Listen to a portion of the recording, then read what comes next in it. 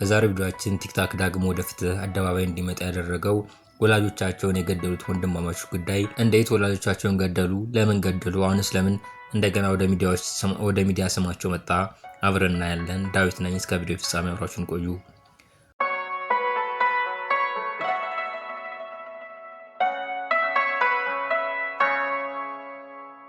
እድሜያቸው በአስራዎቹ መጨረሻና በዎቹ መጀመሪያ የሚገኙ የቲክቶክ ተጠቃሚዎች በ1980ዎቹ የተፈጸመ ወንጀል ዳግም ወደ ፍትህ አደባባይ እንዲመጣ አድርገዋል።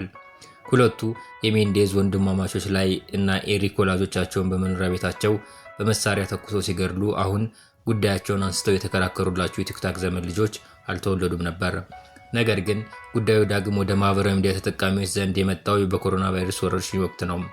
ላይ እና ኤሪክ ሜንዴዝ ወላጆቻቸውን በአሰቃቂ ሁኔታ በመግደል ወንጀል ዕድሜ ልክ ተፈርዶባቸው የነበረ ቢሆንም የቲክቶክ ተጠቃሚዎች ግን ፍትህ ከእነርሱ ጎን ዘንበል ብሏል፣ ዳግም ጉዳያቸው ሊታይ ይገባል ሲሉ መወትወት ቀጠሉ። ይህ እንደ አውሮፓውያን አቆጣጠር በ1996 የተወሰነ ውሳኔ ጉዳዩን በነፍስ ማጥፋት ወንጀልነት ብቻ የታየ ቢሆንም ለአፍላ የቲክቶክ ተጠቃሚዎች ግን በወላጆቻቸው የተፈጸመው የወሲብ ጥቃት እና ራስን ለመከላከል የተወሰደ እርምጃ ተደርጎ ነው የቀረበው። ወንድማማቾች ላይል እና ኤሪክ ሜንዴዝ ወላጆቻቸውን በአውሮፓውያኑ ነሐሴ 20 1989 ነበር የገደሉት። ሆዜ እና ኪቲ ሜንዴዝ በቤቨርሊ ሂልስ በሚገኙ ቅንጡ መኖሪያቸው ውስጥ ከቅርብ ርቀት በተተኮሰ ጥይት በአሰቃቂ ሁኔታ መገደላቸው የፖሊስ ምርመራ ያስረዳል። ወንጀሉን የፈጸሙት ወንድማማቾች ልጆቻቸው ደግሞ በወቅቱ ዕድሜያቸው 21 እና 18 ነበር። ፖሊስ ግድያ መፈጸሙን የሚገልጽ ጥሪ በደረሰው ወቅት ወንድማማቾች በሰጡት ቃል ወላጆቻቸውን ተገድለው ማግኘታቸውን ተናግረው ነበር። በኋላ ላይ ለዓመታት በወላጅ አባታቸው የወሲብ አካላዊና ስነ-ልቦናዊ ጥቃት ሲደርስባቸው መቆየታቸውን ገልጸው ራሳቸውን ለመከላከል ሲሉ ግድያው መፈጸማቸውን አምነዋል። አክለውም አባታቸው የሚፈጽምባቸውን ጥቃት ይፋ እንደሚያደርጉ መናገራቸውን ተከትሎ ሊገድላቸው እንደሚችል መዛቱን ለፖሊስ ቃላቸውን ሰጥተዋል። አቃቤ ሕግ ግን የቤተሰቦቻቸውን ሀብትና ንብረት ለመውረስ በመፈለግ ገድለዋቸዋል ሲል ተከራክሯል። እንደ አውሮፓውያኑ አቆጣጠር በ1996 ግድያ ለመፈጸም በማሴር እና በመግደል ወንጀል ጥፋተኛ ሆነው በመገኘታቸው ይግባኝ የሌለው የዕድሜ ልክ እስራት ተፈርዶባቸዋል። የእስር ጊዜያቸው የተቀነሰላቸውና በምህረት እንዲለቀቁ መጠየቅ የሚችሉት ላይን እና ኤሪክ ሜንዴዝ በ1989 በአባታቸውና በእናታቸው ላይ የፈጸሙት አሰቃቂ ግድያ በተደጋጋሚ ጾታዊ ጥቃት ስለደረሰባቸውና የስነ-ልቦና ጉዳት ስለደረሰባቸው መሆኑን ይናገራሉ። ላይል እና ኤሪክ ሜንዴዝ 7 ዓመት ከፈጀ ክርክር 3 የተለያዩ ችሎቶች እና በሺዎች የሚቆጠሩ የቴሌቪዥን ስርጭቶች ሽፋን ካገኙ በኋላ ያለምንም ይቅርታ ዕድሜ ልክ ተፈርዶባቸዋል። ለወንድማማቾቹ አሁን ነፃነት የሚያገኙበት እድል ተከፍቷል። ባለፈው ሳምንት ማክሰኞ ዕለት ተጥሎባቸው የነበረው የዕድሜ ልክ እስራት ፍርድ ተነስቶ ወደ 50 ዓመት የተቀየረ ሲሆን ይህም ምህረት እንዲደረግላቸው መጠየቅ ያስችላቸዋል። ወንድማማቾች በ20ኛው ክፍለ ዘመን መጨረሻ ላይ በአሜሪካ ፍርድ ቤቶች ከታዩ ወንጀሎች ሁሉ በስፋት መነጋገሪያ ለመሆን በቅተዋል። ለዚህም ምክንያቱ የቤተሰቡ ታሪክ፣ ከሆሊውድ ጋር ያላቸው ግንኙነት፣ የተሰጡ ምስክርነቶች እና የፍርድ ሂደቱ በቀጥታ የቴሌቪዥን ስርጭት እንዲተላለፍ መደረጉ ነው። የፍርድ ሂደቱ ሲጠናቀቅ እና ውሳኔ ሲሰጥ ላይል እና ኤሪክ ወላጆቻቸውን ስለመግደላቸው ማንም ምንም ጥርጣሬ አልገባውም። ለምን ወንጀሉን ፈጸሙ የሚለው ግን ዛሬም ድረስ መነጋገሪያ ሆኖ የፍርድ ውሳኔውን ለመቀየር ተጽዕኖ ማሳረፍ ችሏል። በ1980ዎቹ ባለው የኑሮ ደረጃ ከተለካ የሜንዴዝ ቤተሰብ የአሜሪካን ህልም በአግባቡ እየኖሩ የነበሩ ቤተሰቦች ምሳሌ ናቸው። ሆዜ የተወለደው ኩባ ሲሆን በአገሩ የተካሄደውን አብዮት ተከትሎ በ1950ዎቹ ወደ አሜሪካ በስደት መጥቷል። ሆዜ አሜሪካ ሲደርስ ያጎቱ ልጅ ቤት ነበር ተጠግቶ ይኖር የነበረው። ነፃ የትምህርት ዕድል አግኝቶ ዩኒቨርሲቲ ሲገባም ማሪ ሉዊዝ አንደርሰንን ተዋወቃት። ያችን የቁንጅና ውድድር አሸነፍ የሚያውቃት ሁሉ ኪቲ እያለ የሚጠራትን ኮረዳ በ2 ዓመት ብትበልጠውም የፍቅር ጥያቄ ያቀረበላት። በ1960ዎቹ መጀመሪያ ላይ ተጋብተው ወደ ኒውዮርክ አቀኑ። በዚያ ወቅት ሆዜ በአካውንቲንግ ከኪዊንስ ኮሌጅ ዲግሪውን አግኝቶ ነበር። ከሳህን አጣቢነት ወደ መዝናኛ ኢንዱስትሪ ተቀላቅሎ ውጤታማ ማናጀር ሆነ። በ1980ዎቹ ትልልቅ ባንዶችን በስሩ ይዞ የሰሩ የነበሩ RCA ሪከርድስ በበላይ ኃላፊነት መርቷል። ከዛም ልጆቹን ላይል እና ኤሪክን ይዞ ቤተሰቡ ወደ ፊልም ኢንዱስትሪ ለመግባት እንዲያመቻቸው ወደ ሎስ አንጀለስ ፕሪንስተን የመኖሪያ አድራሻውን ቀየረ።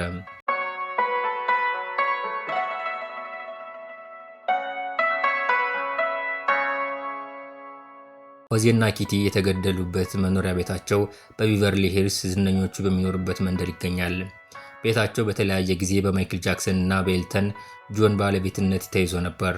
ላይል ዝነኛ የቴኒስ ተጫዋች ሲሆን ዘወትር ስሙን አንስቶ እንደማይጠግበው አባቱ ስኬታማ የንግድ ሰው ለመሆን በሮች ሁሉ የተከፈቱለት ወጣት ነበር። ኤሪክ በአባቱ ያልተቋረጠ እገዛና ድጋፍ ከወንድሙ የተሻለ የቴኒስ ተጫዋች ነው። በእርሱ የዕድሜ አቻዎቹ ዘንድም ጥሩ ደረጃ የሚገኝ ተጫዋች ነው።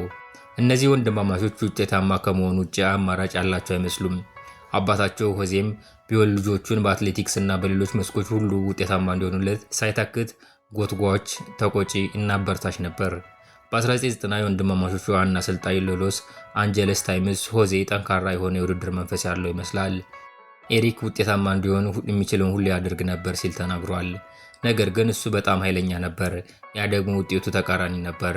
ኤሪክ በራስ የመተማመን ስሜቱ በጣም ያነሰ ነበር፣ ምክንያቱም እሱ የሚያደርገው ሁሉ አባቱ ከሚጠብቀው ያነሰ ስለነበረ። ወደ ካሊፎርኒያ ከሄዱ በኋላ ኤሪክ አመፀኛ ሆነ።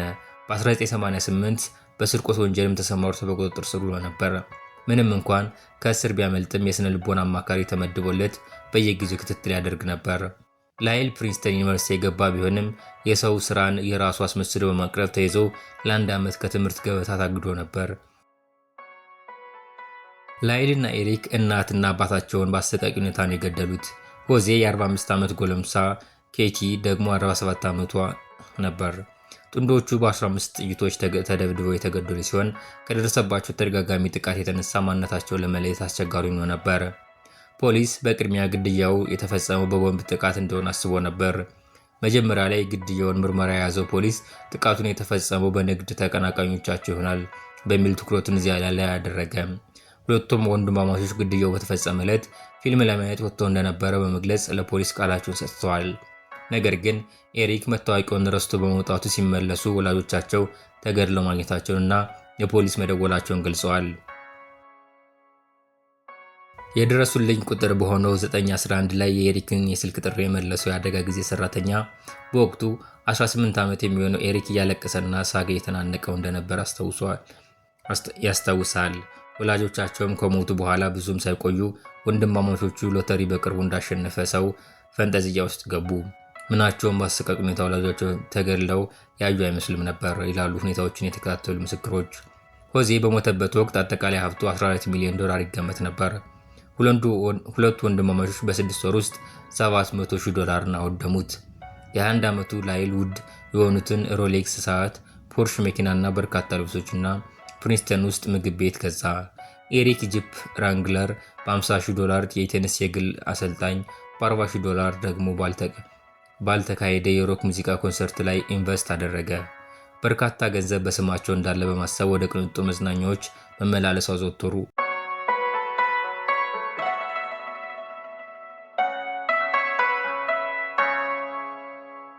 በእርግጥ በአባታቸው ስም የ$5 ሚሊዮን የህይወት መድን ዋስትና ቢኖርም በአንዳንድ ጉዳዮች የተነሳ ሊሰጣቸው አልቻለም። ከግድያው በኋላ ዶክተር ኦዚል የቀድሞ ደንበኛው ኤሪክ ጋር ዳግም በመገናኘት የምክክር አገልግሎት መስጠቱን ቀጠለ።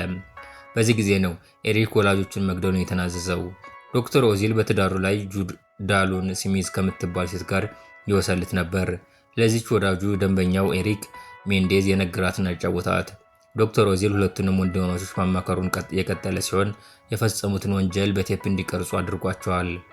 ስሚዝ እና ኦዚል የነበራቸው ድብቅ የፍቅር ግንኙነት የተበላሸ ሲመጣ ስሚዝ ወደ ቢቨርሊ ፖሊስ ሄዳ የሜንዴዝ ወንድማማቾች ወላጆቻቸውን መግደላቸውን እንደምታውቅ መፈጸማቸውንም የሚገልጽ ማስረጃ በቴፕ ተቀርጾ መቀመጡን ሪፖርት አደረገች።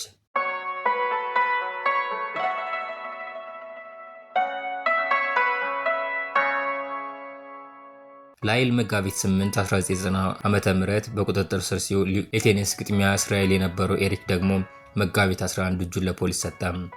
ለዶክተሮቹ የፈጸሙትን ወንጀል በሚመለከት መናገራቸውና በቴፕ ተቀርጾ መቀመጡ የሕግና የሥነ ምግባር ክርክር አስነስቶ የነበረ ሲሆን ከውሳኔው ላይ ለመድረስ 2 ዓመት ፈጅቷል። በመጨረሻም የካሊፎርኒያ ከፍተኛ ፍርድ ቤት ከተቀረጹት 3 የቴፕ ካሴቶች መካከል ሁለቱ በችሎት እንደ ማስረጃ ሊቀርቡ እንደሚችሉ ውሳኔ በመስጠቱ ፍርዳቸው መታየት ጀመረ።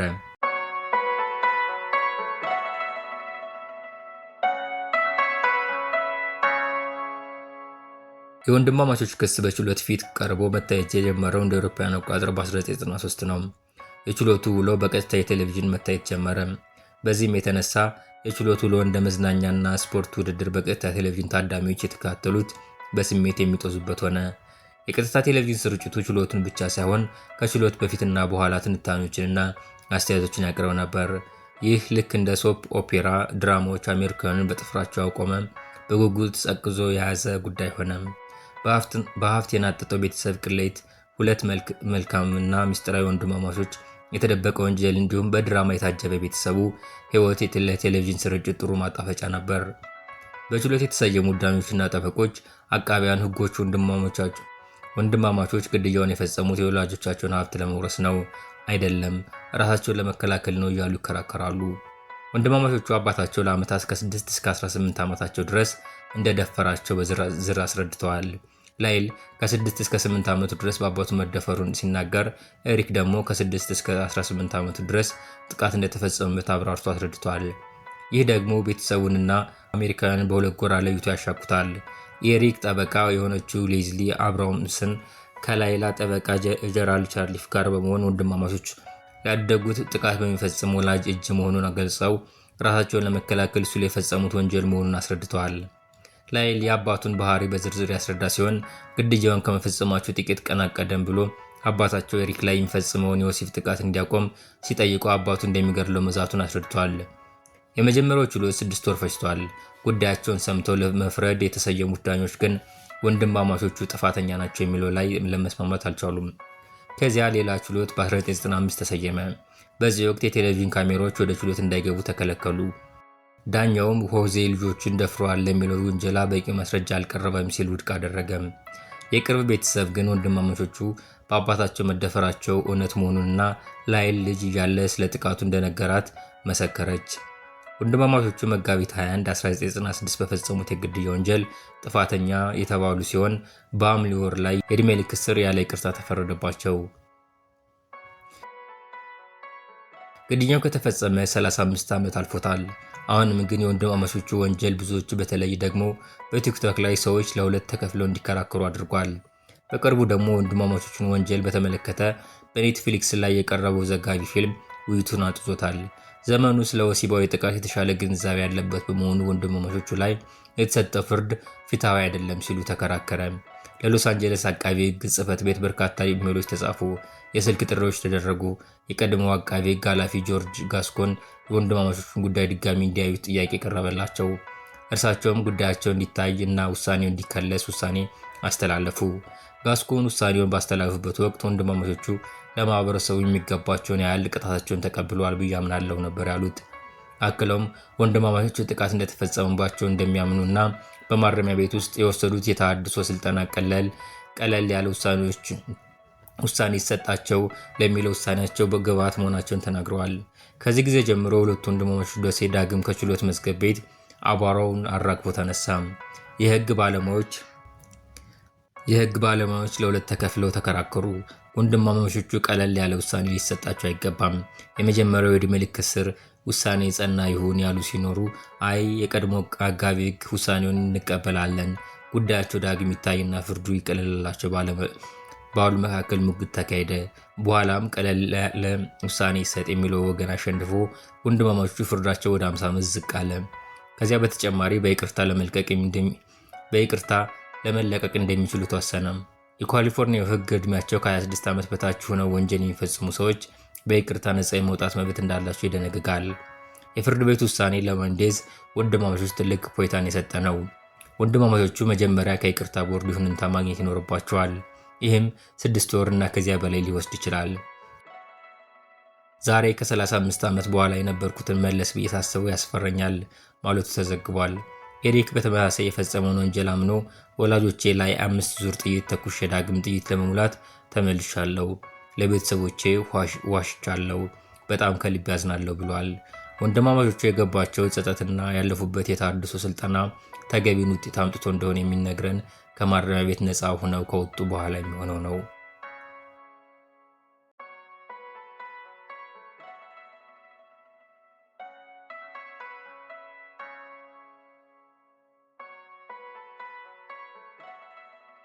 የዛሬውን ቪዲዮ እዚህ ላይ ፈጸምኩ። አብራችሁ ስለቆያችሁ አመሰግናለሁ። ቪዲዮውን ከወደዳችሁ ላይክ እንዲሁም ያላችሁን አስተያየት ኮሜንት መስጫው ላይ አስፍሩልኝ። በቀጣይ እንደሚያስገርምና የሚያስደንቅ ቪዲዮ ስለቅ መልእክት እንዲደርሳችሁ ሰብስክራይብ አድርጋችሁ ደወል ምልክቱን ተጫኗት።